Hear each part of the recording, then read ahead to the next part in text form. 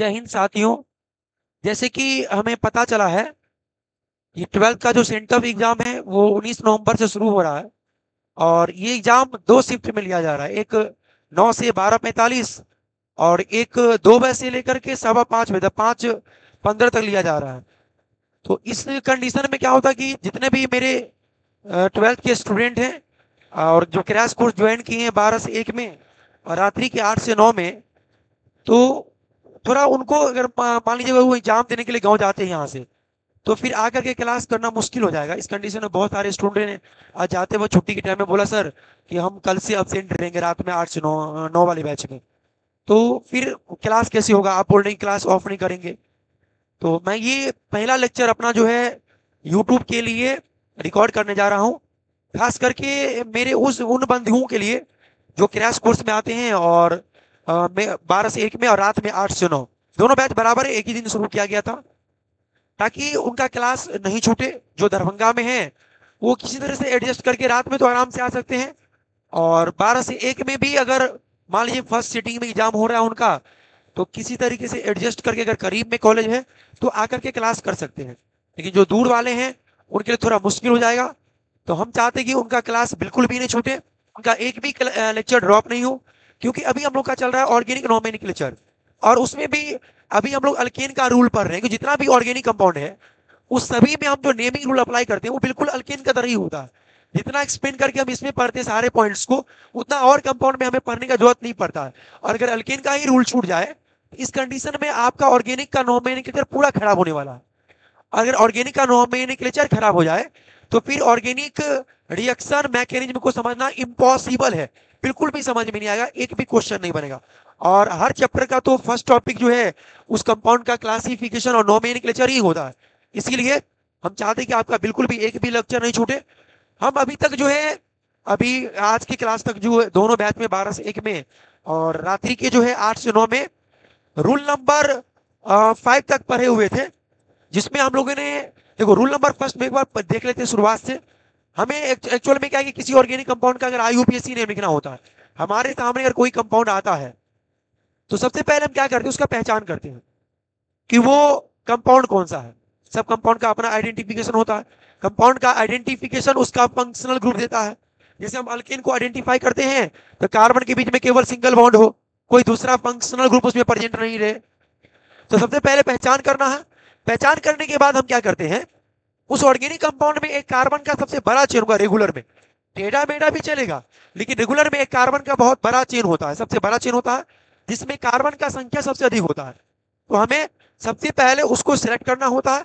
वैसे इसको हम लोग प्रिंसिपल चेन कहते हैं, या फिर इसी को पेरेंट चेन भी कहा जाता है, या मेन चेन भी कहते हैं। जब प्रिंसिपल चेन सिलेक्ट करते हैं हम लोग, तो हमें उस चेन में हमेशा 2 इंड मिलता है। 2 इंड मतलब अंतिम छोर, 2 टर्मिनल पॉइंट मिलेगा। और जब प्रिंसिपल चेन सिलेक्ट कर लेते हैं, फिर हमें एक काम और करना होता है। नाम लिखने से पहले हमें उसमें नंबरिंग करना होता है। ये नंबरिंग क्या है, तो चेन में अगर मान लीजिए 5 कार्बन है तो किसी एक इंड से 1 से लेकर के और 5 तक हमें नंबर लिखना होता है। जैसे अगर मान लो 5 कार्बन है तो 1 से लेकर के 5 तक उसमें हम नंबर लिखेंगे। और इसके लिए एक रूल रेगुलेशन है, ऐसा नहीं कि हम किधर से भी नंबरिंग कर देंगे। अगर मान लीजिए कि इसमें 5 कार्बन है, 1 2 3 4 5, आपको दोनों इंड में से किसी एक इंड से नंबरिंग करना होगा। 1 to 5 तक कार्बन के ऊपर में नंबर को इंडिकेट करना होगा। अब इसके लिए कुछ रूल रेगुलेशन है, जिसमें हम लोगों ने नंबरिंग का तो रूल सारा पढ़ चुके थे। अगर एक ही सब्स्टिट्यूएंट रहे, सब्स्टिट्यूएंट किसको बोलते हैं भाई, तो अगर कंपाउंड में प्रिंसिपल चेन सेलेक्ट कर लेते हैं आप, तो प्रिंसिपल चेन से जो भी एटम और ग्रुप अटैच रहेगा, कुछ भी एटम और ग्रुप, तो भाई हम उसको बोलते हैं सब्स्टिट्यूएंट। प्रिंसिपल चेन से जो भी एटम ग्रुप जुड़ा है सब्स्टिट्यूएंट बोलेंगे उसको। अगर एक ही सब्स्टिट्यूएंट है, मान लो प्रिंसिपल चेन में सिर्फ और सिर्फ एक सब्स्टिट्यूएंट है, देन आपको नंबरिंग प्रिंसिपल चेन के 2 इंड में से उस एक इंड से करना है जहां से सब्स्टिट्यूएंट को लोअर नंबर मिलता है। मतलब आपको नंबरिंग करते हुए उस इंड से जाना है जिधर सब्स्टिट्यूएंट को लोअर नंबर मिले। अगर मान लो दोनों इंड से बराबर है और एक ही सब्स्टिट्यूएंट है, उस केस में आप नंबरिंग किधर से भी करेंगे बात बराबर है। अब क्या है कि अगर मान लो कि 2 सब्स्टिट्यूएंट है, प्रिंसिपल चेन जुड़ा हुआ, तो हम आपको क्या बताए थे, इसके लिए नंबरिंग के लिए हम लोग अप्लाई करते हैं RFPD, बोले तो rule of first point of difference. ये RFPD क्या कहता है कि नंबरिंग प्रिंसिपल चेन के 2 इंड में से उस एक इंड से किया जाए जिधर से सब्स्टिट्यूएंट के पोजीशन के डिफरेंस में छोटा नंबर मिले। मतलब ऐसा समझो अपने भाषा में कि पहला सब्स्टिट्यूएंट जिस इंट से करीब आएगा नंबरिंग आप उधर से ही करोगे। अब भाई कभी कभी क्या होता है, हमने देखा कि कभी कभी ऐसा भी होता है कि दोनों इंट से बराबर पोजीशन पे आता है, तो फिर उस केस में नंबरिंग हम अल्फाबेटिकल ऑर्डर में करते हैं।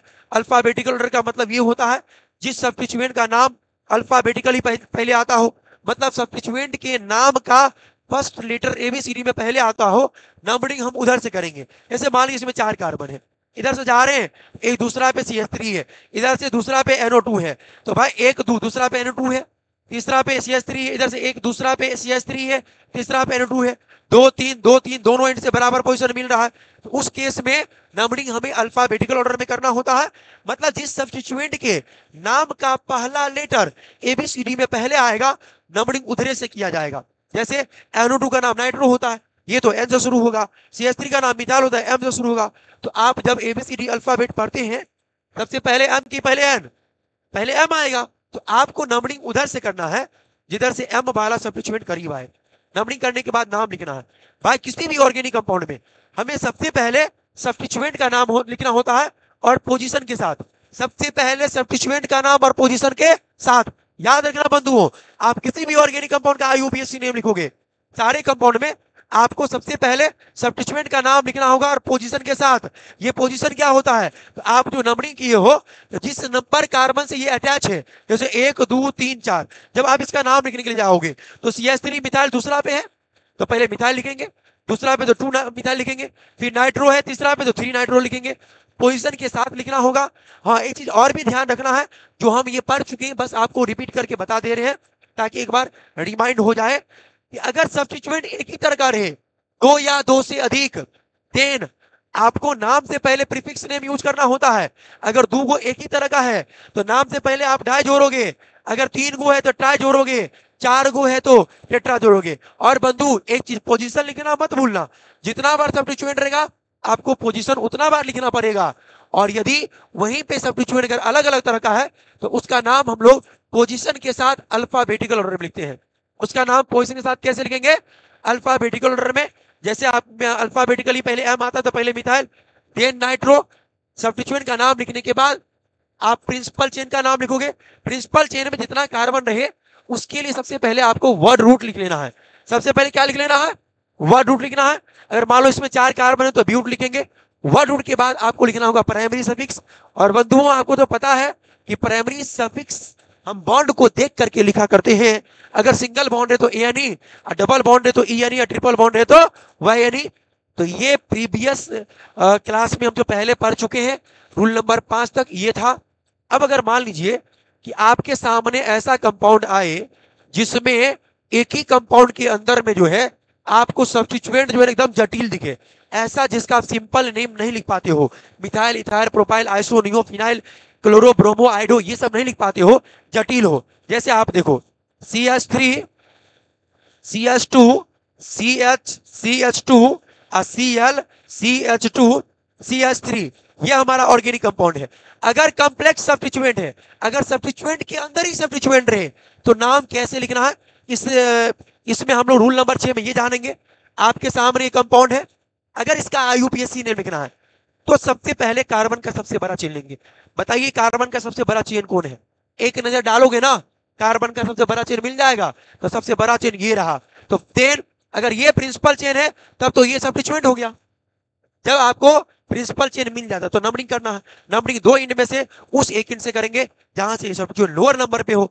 तो अब इधर से करेंगे तो 1 2 3 पे, इधर से 1 2 3 पे एक ही सब्स्टिट्यूएंट है और दोनों इंड से पोजीशन एक समान मिल रहा है, तो आप नंबरिंग इधर से भी कर सकते हैं। 1 2 3 4 5। अब नंबरिंग तो कर दी है, लेकिन जब आप नाम लिखने के लिए जाएंगे तो आप देखेंगे तो ये ऐसा सब्स्टिट्यूएंट है कि भाई ये Cl सब्स्टिट्यूएंट के अंदर है, मींस कॉम्प्लेक्स सब्स्टिट्यूएंट है। इस केस में आप डायरेक्ट इसका नाम नहीं लिखोगे, हम आपको एकदम आसान तरीका बता रहे हैं कॉम्प्लेक्स सब्स्टिट्यूएंट का नाम लिखने का। आपको करना क्या है, तो इस सब्स्टिट्यूएंट को कट करना है। कट करने के बाद बाहर करना, बाहर करेंगे तो क्या आएगा, CH2 और Cl, ये रहा वो सब्स्टिट्यूएंट। फ्री वैलेंसी को लेकर के निकलना बाहर। इसके बाद आपको 2 काम करना होगा, जैसे आप इसमें करते प्रिंसिपल चेन लेते हैं नंबरिंग करते हैं, वैसे इसमें भी करना है। जिस कार्बन से ये फ्री वैलेंसी अटैच होगा, मतलब जहां से आप इसको काट के निकाले हैं, उस कार्बन से शुरू करते हुए आपको कार्बन का सबसे बड़ा चेन लेना है। भाई यहाँ पे सिर्फ ये एक कार्बन का चेन मिलेगा बस। हम क्या बोले फिर सुनिए, किस कार्बन से फ्री वैलेंस जुड़ा, उसी कार्बन से, लेफ्ट राइट ऊपर नीचे कुछ नहीं देखना है, यहां से शुरू करके कार्बन का सबसे बड़ा चेन लेना है, वही आपका प्रिंसिपल चेन होगा ये। और प्रिंसिपल चेन से जो ये Cl जुड़ा है, ये हो गया सब्स्टिट्यूएंट, ये रहा सब्स्टिट्यूएंट के अंदर सब्स्टिट्यूएंट। प्रिंसिपल चेन तो मिल चुका है, फिर नंबरिंग करेंगे। तो इसमें आपको ना सब्स्टिट्यूएंट या और कुछ नहीं देखना है, इसमें जो हम नंबरिंग करेंगे, numbering always started from carbon of free valency, numbering हमेशा फ्री वैलेंसी वाले कार्बन से शुरू करना है, यहीं से। और बंधु याद रहे, अगर प्रिंसिपल चेन में एक ही कार्बन हो तो नंबरिंग करने का आवश्यकता नहीं है, क्योंकि जो भी सब्स्टिट्यूएंट जुड़ा रहेगा वो उसी कार्बन से जुड़ा रहेगा। जब इतना कर लेते फिर नाम लिखिए, तो नाम लिखने तो तरीका पता है ना, सबसे पहले सब्स्टिट्यूएंट का नाम पोजीशन के साथ।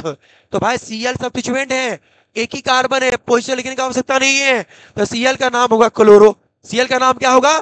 क्लोरो। उसके बाद ये रहा प्रिंसिपल चेन, एक ही कार्बन है तो वर्ड रूट एक कार्बन के लिए मीथ, और उसके बाद सब्स्टिट्यूएंट है तो वाइल जोड़ेंगे, नाम हो गया क्लोरोमिथाइल।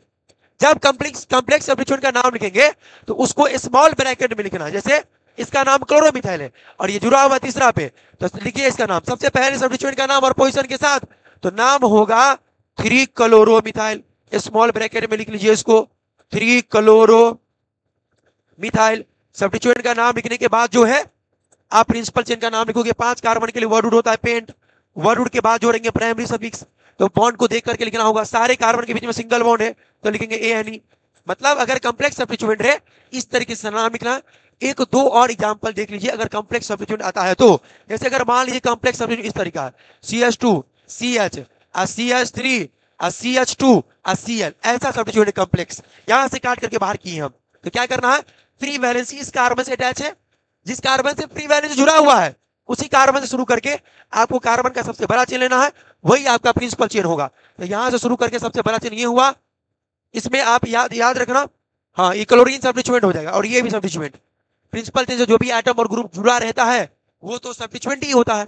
उसके बाद नंबरिंग करना है, तो इसमें लेफ्ट राइट सब्स्टिट्यूएंट का पोजीशन देखने का आवश्यकता ही नहीं है, नंबरिंग आपको फ्री वैलेंसी वाले कार्बन से शुरू करना है। तो 1 2 3 नंबरिंग करने के बाद नाम लिखना शुरू करेंगे, 2 सब्स्टिट्यूएंट रहा, दोनों अलग है तो उसका नाम लिखा जाएगा पोजीशन के साथ अल्फाबेटिकल ऑर्डर में। तो भाई Cl का नाम होता है क्लोरो, CH3 का नाम मिथाइल, ABCD में पहले C की पहले M, तो पहले C तो पहले क्लोरो, तीसरा कार्बन पे है तो लिखेंगे 3 क्लोरो। उसके बाद मिथाइल दूसरा पे है तो 2 मिथाइल। सब्स्टिट्यूएंट का नाम लिखने के बाद बचा चेन, चेन में 3 कार्बन है तो वर्ड रूट होगा प्रोप। अब वर्ड रूट के बाद YL जोड़ेंगे क्योंकि ये सब्स्टिट्यूएंट है, प्रिंसिपल चेन में वर्ड रूट के बाद प्राइमरी सफिक्स जोड़ना है, सब्स्टिट्यूएंट में नहीं जोड़ना है। तो भाई लोग ये रहा हमारा अल्केन का सारा रूल। आप एक चीज ध्यान रखना, आप जो IUPAC नेम लिखोगे सारे कंपाउंड में यही 6 रूल अप्लाई करेंगे, 99% रूल सेम रहने वाला है, थोड़ा मोड़ा चेंजिंग आएगा। अब हम देखते हैं हमारा नेक्स्ट कंपाउंड जो है वो है अल्कीन। आपको बताए थे कि हाइड्रोकार्बन बॉन्ड के आधार पे जो एसाइक्लिक हाइड्रोकार्बन है वो 2 तरह का होता है, वन इज सेचुरेटेड हाइड्रोकार्बन और दूसरा जो है वो होता है अनसेचुरेटेड हाइड्रोकार्बन। एक सेचुरेटेड और दूसरा होता है अनसेचुरेटेड। एक सेचुरेटेड, दूसरा क्या होता है अनसेचुरेटेड हाइड्रोकार्बन। तो भाई लोग हम लोग अब अल्कीन का IUPAC नेम लिखेंगे, अल्कीन। इसके देखो इसमें जो आप अल्क देख रहे हो, अल्क का मतलब होता है वर्ड रूट, सारे कंपाउंड में अल्क वर्ड का यूज करते हैं। और भाई वर्ड रूट का यूज क्यों ना करें, क्योंकि कार्बन के बिना ऑर्गेनिक कंपाउंड बन ही नहीं सकता है।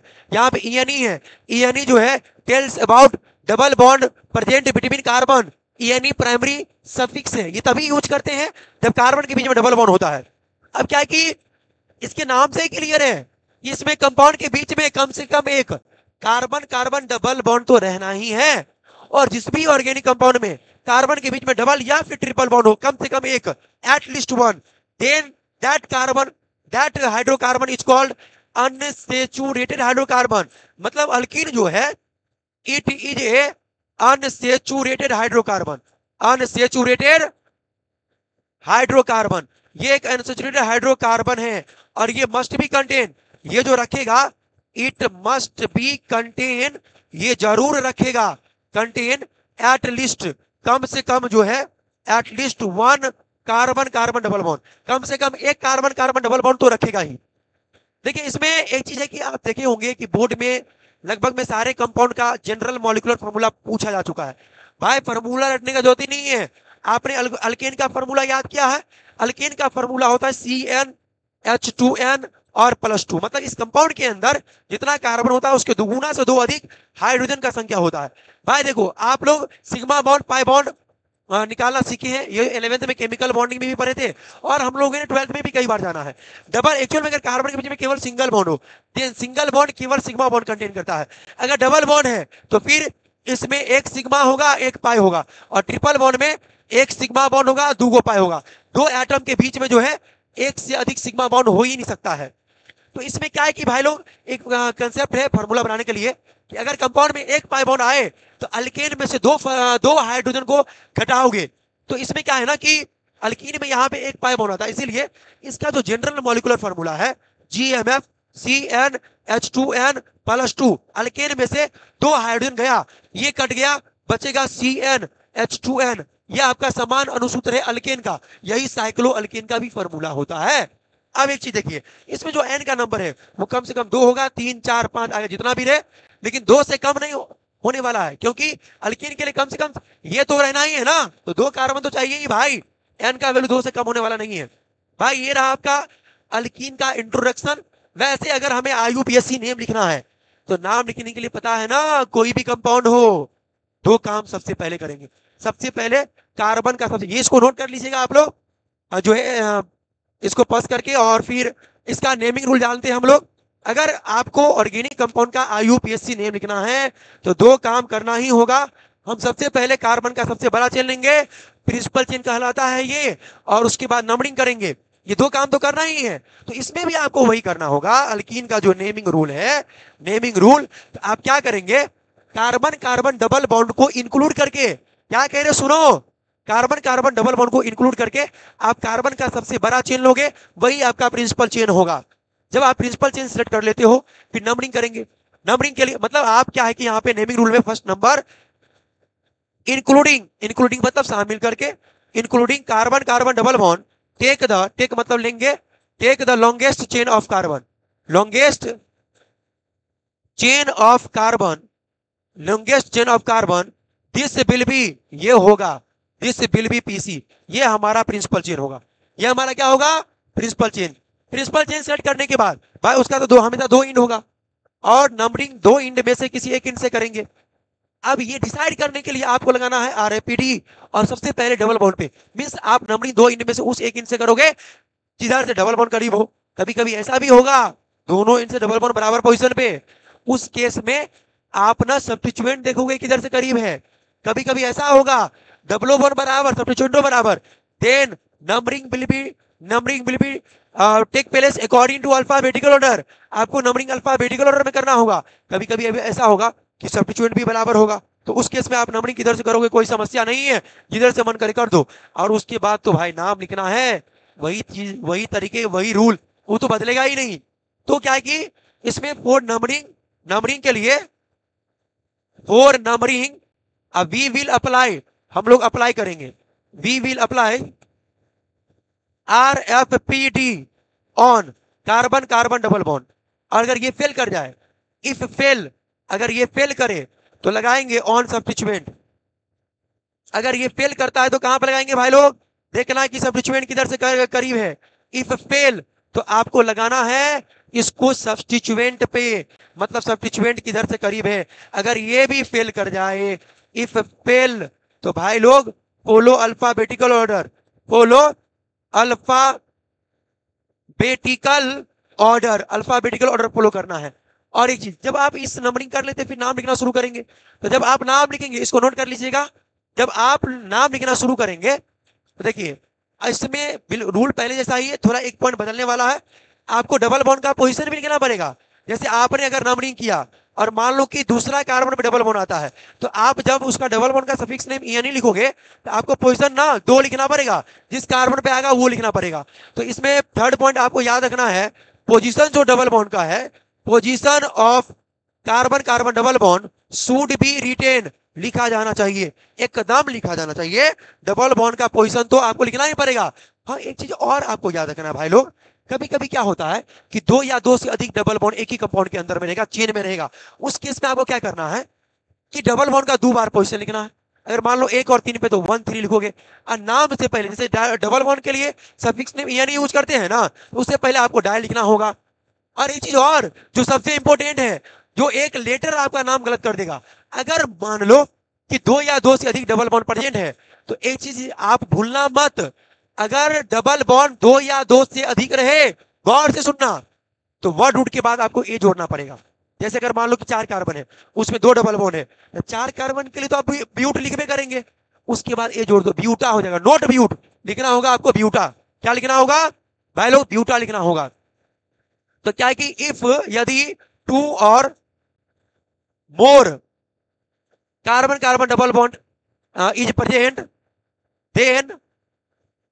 देन वर्ड रूट नेम, तब जो वर्ड रूट नेम है, word root name is end with, तब ये इंड होगा ए से, मतलब वर्ड रूट के बाद आप ए जोड़ोगे। तो ये था रूल। और भाई लोग हम लोग थोड़ा एग्जांपल भी देख लेते हैं। ये लेक्चर हमारा बहुत शॉर्ट होने वाला है, लेकिन एक लेक्चर के अंदर हम लोग अल्कीन और अल्काइन, अल्कीन सॉरी अल्कीन का एक रूल था 6 नंबर, और अल्कीन का टोटली खत्म होने वाला है। इसके बाद नेक्स्ट लेक्चर हम लोग का होगा अल्काइन का, और अगर डबल बॉन्ड ट्रिपल बॉन्ड दोनों रहे तो फिर उसका। चलिए हम लोग एग्जांपल देखते हैं कि डबल बॉन्ड वाले कंपाउंड का जो है हम लोग नेम कैसे लिखेंगे। तो इसका सबसे छोटा मेंबर बनता है 2 कार्बन का, CH2 डबल बॉन्ड CH2 लिखते हैं, फार्मूला के टर्म में C2H4 लिखा जाता है इसको। इसका IUPAC नेम लिखना है, 2 ही कार्बन है, ये रहा प्रिंसिपल चेन। 2 कार्बन के लिए वर्ड रूट ईथ, और डबल बॉन्ड तो ENE। 2 या 3 कार्बन में अगर डबल बॉन्ड है तो पोजीशन लिखने का आवश्यकता नहीं है, डायरेक्ट लिखो। हाँ, ये फैमिली का सबसे छोटा मेंबर है, तो इसका एक प्यारा सा नाम होता है जिसको हम लोग इथिलीन बोलते हैं, मीन्स इसका कॉमन नेम है इथिलीन। ये अल्कीन के मेंबर का फैमिली का सबसे छोटा मेंबर है, कॉमनली इथिलीन बोलते हैं, इसी का IUPAC नेम इथीन होता है। नेक्स्ट, अगर मान लो ऐसा कंपाउंड है CH3 CH double bond CH2, IUPAC name लिखना है, पहले प्रिंसिपल चेन लेंगे, ये रहा प्रिंसिपल चेन, डबल बॉन्ड इधर से करीब है लेकिन है 3 ही कार्बन, अगर डबल बॉन्ड इधर से भी रहता तो इधर से ही नंबरिंग करते, ये दोनों कंडीशन में पोजीशन 1 ही मिलेगा, इसीलिए नंबरिंग किधर से करेंगे कोई समस्या नहीं है, और करने का जरूरत भी नहीं है 3 कार्बन में। तो 3 कार्बन के लिए वर्ड रूट प्रोप होगा, और डबल बॉन्ड है तो वर्ड रूट के बाद आपको प्राइमरी सफिक्स लिखना होगा ENE, और इसका पोजीशन लिखना होता है, लेकिन आपको 2 और 3 कार्बन में लिखने की आवश्यकता नहीं है। ये रहा आपका next example, C triple bond C double bond CH double bond और CH2, इसका IUPAC नेम लिखना भाई लोग। तो सबसे पहले आप कार्बन का सबसे बड़ा चेन लेंगे, वही आपका प्रिंसिपल चेन होगा। तो भाई एक बार नजर डाल रहे हैं तो डबल बॉन्ड को इंक्लूड करके सबसे बड़ा चेन ये रहा, तो फिर ये हमारा सब्स्टिट्यूएंट। अब इसमें नंबरिंग करना है, तो भाई जाना उधर से, डबल बॉन्ड पहले मिले जिधर से, इधर से पहले मिला, लेफ्ट से कि राइट से? राइट से, तो राइट से नंबरिंग करेंगे, 1 2 3 और ये 4 कर दिए नंबरिंग। नंबरिंग करने के बाद सबसे पहले सब्स्टिट्यूएंट का नाम पोजीशन के साथ, तो भाई CH3 का नाम क्या होता है? मिथाइल। कौन से कार्बन में? तीसरा पे, तो लिखेंगे 3 मिथाइल, भूल जाइए इसको। फिर 4 कार्बन तो वर्ड रूट ब्यूट होगा, और दूसरा कार्बन डबल बॉन्ड है तो पोजीशन के साथ ENE लिखना होगा, यहाँ पे होगा 2 ENE। ये रहा आपका IUPAC नेम।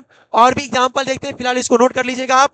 और नेक्स्ट एग्जांपल जो है हमारा, अगर मान लो ऐसा कंपाउंड है CH3 CH3 double bond C, CH double bond CH2 और CH2 CH3, इस ऑर्गेनिक कंपाउंड का IUPAC नेम लिखना है। भाई इसमें 2 डबल बॉन्ड है, अगर दोनों को इंक्लूड करके सबसे बड़ा चेन मिले तो दोनों को इंक्लूड कर लीजिए, नहीं तो आप एक डबल बॉन्ड को छोड़ दीजिए, वो सब्स्टिट्यूएंट के रूप में काउंट किया जाएगा।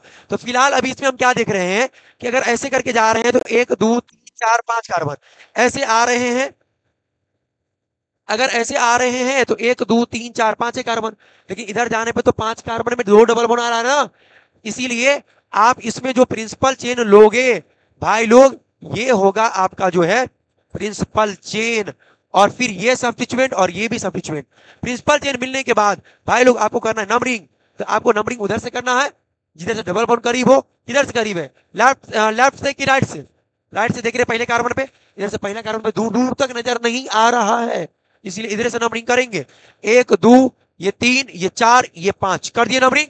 नंबरिंग करने के बाद नाम लिखना है, और नाम लिखने का तरीका पता है ना, सबसे पहले सब्स्टिट्यूएंट का नाम और पोजीशन के साथ। ये 2 तरह का सब्स्टिट्यूएंट है, ये इथाइल ये मिथाइल, दो अगर डिफरेंट टाइप का सब्स्टिट्यूएंट है तो उसका नाम पोजीशन के साथ अल्फाबेटिकल ऑर्डर में लिखा जाएगा। तो भाई लोग बताओ, एबीसीडी में पहले ई आता है कि पहले एम? पहले ई ना, पहले इथाइल लिखाएगा। कौन से कार्बन पे है? तीसरा पे, तो लिखेंगे 3 इथाइल, भूल जाइए इसको। चौथा पे मिथाइल, तो 4 मिथाइल, इसको भी भूल जाइए। और चेन में रहा 5 कार्बन तो पेंट, और दूगो डबल बॉन्ड तो ए जोड़ोगे पेंटा, और दूगो डबल बॉन्ड तो दो बार पोजिशन लिखना पड़ेगा, एक पे और 3 पे, तो 1 3, दो बार तो नाम से पहले डाई, और डबल बॉन्ड के लिए सफिक्स नाम होता है ई एन ई, तो नाम हो गया 3 इथाइल 4 मिथाइल पेंटा 1 3 डाइन। नेक्स्ट, आप एक ऐसा एग्जांपल देखो जिसमें CH2CH डबल बॉन्ड CH2, और फिर CH डबल बॉन्ड CH2, इसका नाम लिखना है। तो भाई देखो, इसमें क्या है कि आप सबसे पहले प्रिंसिपल चेन लेंगे, तो हमें लग रहा है कि डबल बॉन्ड को इंक्लूड करके इसमें जो सबसे कार्बन का बड़ा चेन है वो ये हो जाएगा। तो ये प्रिंसिपल चेन, तो ये सब्स्टिट्यूएंट। अब इसमें नंबरिंग करना है, इधर जा रहे तो फर्स्ट कार्बन में डबल बॉन्ड है, 1 पे 2 3 4 5 पे, इधर से जा मतलब 1 और 5 पे डबल बॉन्ड आया, इधर से कर रहे तो 1 2 पे, 1 पे आ रहा है डबल बॉन्ड, 2 पे 3 4 5 पे आ रहा है, 1 5 1 5, दोनों तब से बराबर है। तब तो आपको नंबरिंग उधर से करना है जिधर से सब्स्टिट्यूएंट करीब हो। तो किधर से करीब है देखने से नजर आ रहा है, ऊपर से 1 2 3 पे, इधर से 1 2 3 4 पे, तो 3 3 नजदीक की 4 नजदीक, 3 नजदीक, ऊपर वाले कार्बन से करेंगे 1 2 3 4 5 6, कर दिया नंबरिंग। उसके बाद तो नाम लिखेंगे, सबसे पहले सब्स्टिट्यूएंट का नाम, तो CH3 का नाम मिथाइल होगा, तीसरा कार्बन पे तो 3 मिथाइल, भूल जाइए उसको। अब चेन में 4 कार्बन, सॉरी 6 कार्बन है, तो हेक्स होगा, लेकिन 2 डबल बॉन्ड तो ए जोड़ना हो हेक्सा, और डबल बॉन्ड का पोजीशन है 1 पे और 5 पे, तो 1 5, और दो बार तो नाम से पहले डाई, इसके लिए ई लिखेंगे। तो भाई लोग ये एग्जांपल हुआ। कुछ और देखिए जो बॉन्ड लाइन स्ट्रक्चर में आता है, जैसे कि एनसीईआरटी में देखे होंगे आप, जो है एग्जाम्पल में बना करके दिया हुआ है भाई लोग, इसको जो मिटा रहे हैं ना, नोट करते रहना। कभी कभी इस तरह का कंपाउंड आएगा आपके सामने, जैसे यहाँ पे H है, यहाँ Br है, H है, इधर H है, और इधर H है, ऐसा है, NO2 है इधर मान लीजिए, और यहाँ पे जो है ना, यहाँ पे कुछ नहीं, या मान लो यहाँ पे CH3 जुड़ा हुआ है, और फिर इधर H है।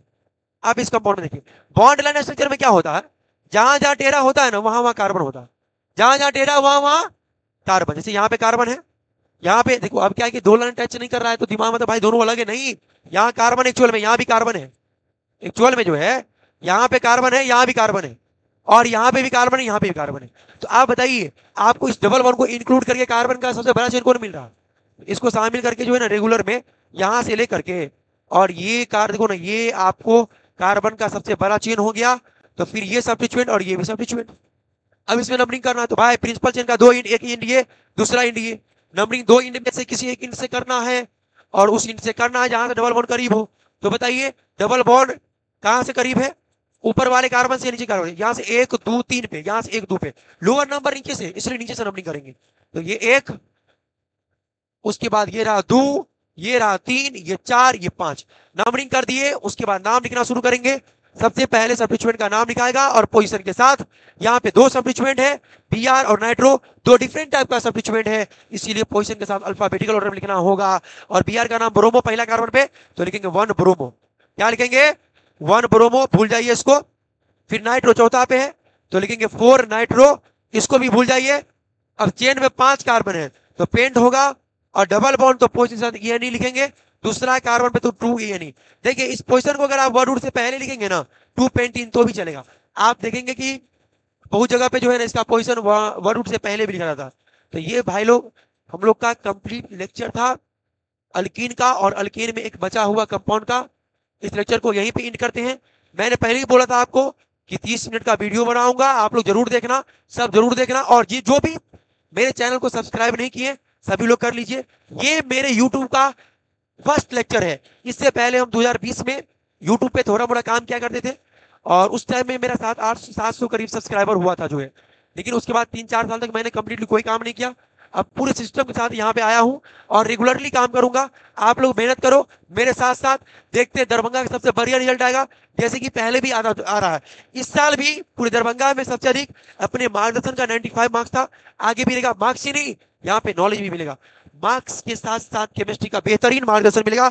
सभी साथी लोग, सभी बंधु लोग इस चैनल को जरूर सब्सक्राइब करिएगा। धन्यवाद।